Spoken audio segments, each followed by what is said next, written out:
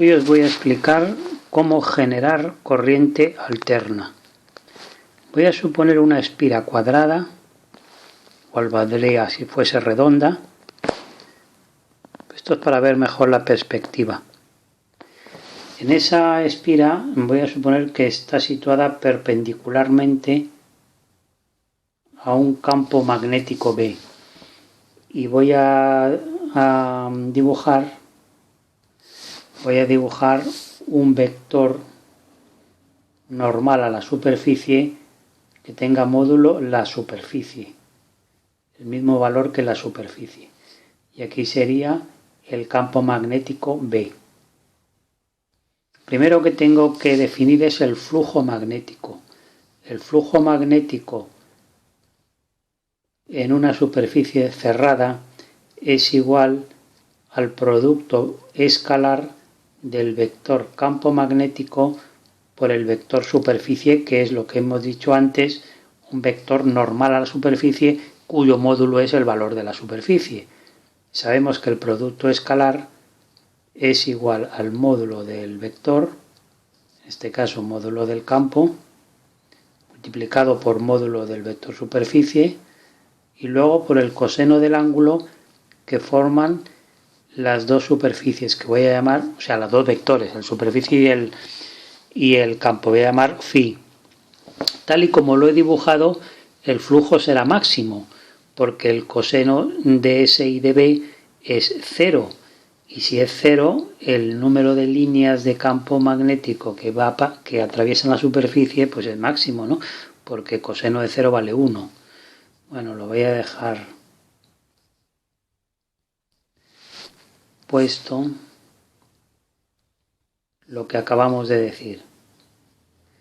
Flujo máximo phi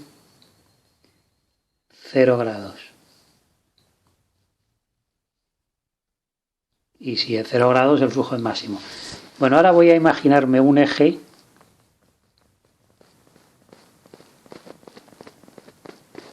sobre el cual la superficie va a empezar a girar con una velocidad angular constante. Y voy a dibujar la espira en otra posición.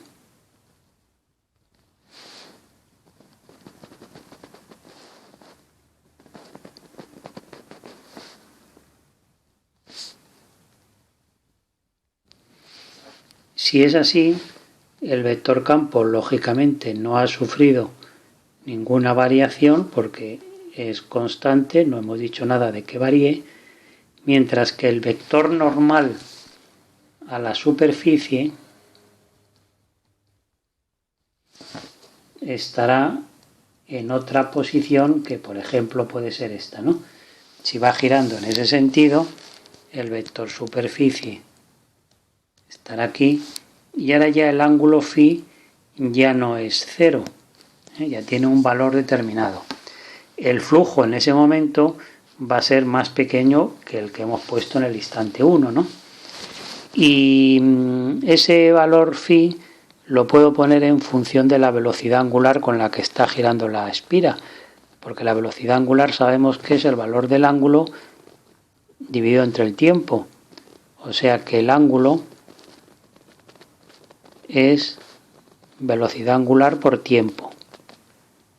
Bueno, en la variación del flujo magnético en una superficie nos produce una fuerza electromotriz inducida.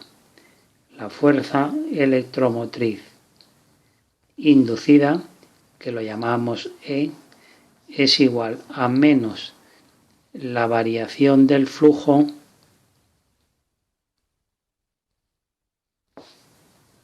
con el tiempo.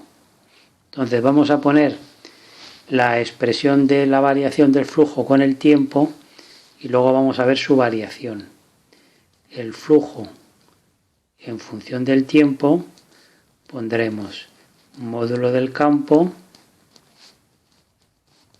por módulo del vector superficie por el coseno, y ahora en lugar de poner phi pongo omega t. Bueno, Sabemos que una espira, o sea, aquí la espira tiene que inducir una corriente eléctrica para que compense, en este caso, si lo hemos puesto en la posición 1 y en la posición 2, ha habido una pérdida de flujo, ¿no? Porque el 2 ya hemos quedado que el flujo en 1 era el máximo y flujo en 2 tiene que ser más pequeño que el 1. Flujo 2 es más pequeño que el flujo 1. O sea, hay una variación de flujo, ¿no? Bueno, vamos a recordar que en una espira, esto ya es aparte, ¿no? Una espira en la que circula una corriente,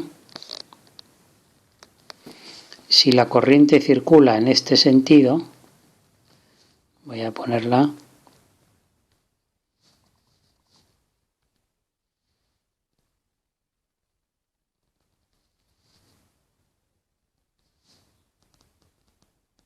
los dos casos. Y ahora pongo la otra espira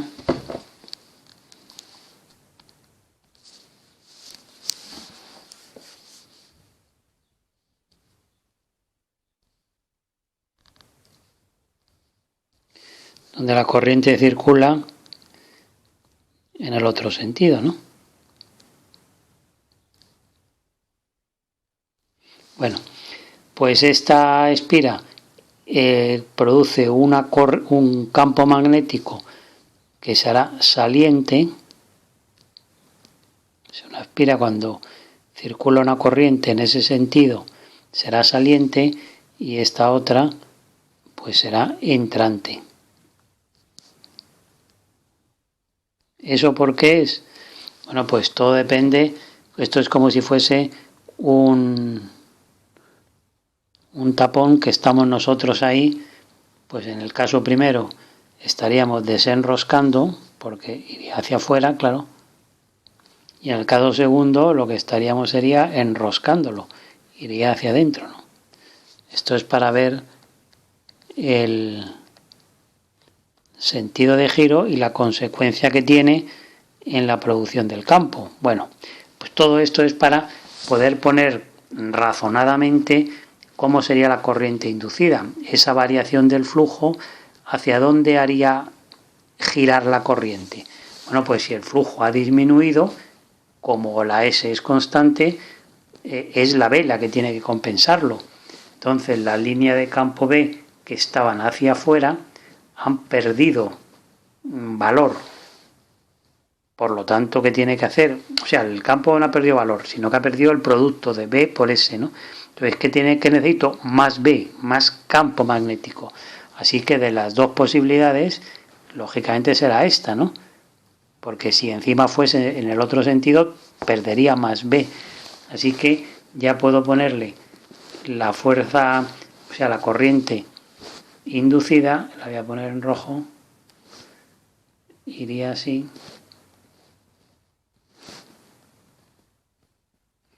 Y produciría un campo adicional que haría que se compensara esa pérdida de flujo que ha tenido, ¿no? Bueno, pues una vez que ya sabemos el sentido, vamos a hacer la expresión matemática, que sería menos, y ahora digo la expresión B y S son constantes, y menos seno de omega t y luego por omega, ¿no? Así que esto me va a quedar ya definitivamente campo por superficie por omega y por seno de omega t. Entonces, la fuerza electromotriz que induce es una fuerza electromotriz que tiene una ecuación senoidal, ¿no? Claro, pensemos que cuando el flujo haya disminuido hasta cero, luego empieza otra vez a aumentar. Y si empieza a aumentar, lo que tendrá que hacer será la corriente ser en sentido contrario. para compensar ese aumento de flujo, ¿no? Por lo tanto, tendremos que la fuerza electromotriz inducida, lo dice la propia ecuación,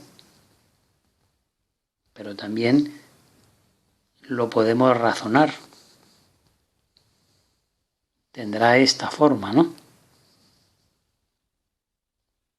Si aquí ponemos omega t, y aquí tendremos los valores máximos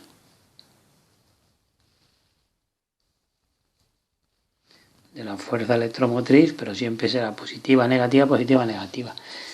Y tendrá la frecuencia y el periodo. La frecuencia, por ejemplo, la corriente eléctrica en España tenemos 50 hercios de frecuencia, es decir, 50 ciclos por segundo, ¿no? Sería la generada por un generador de corriente que está girando precisamente a la velocidad angular omega. Así es como se genera la corriente alterna.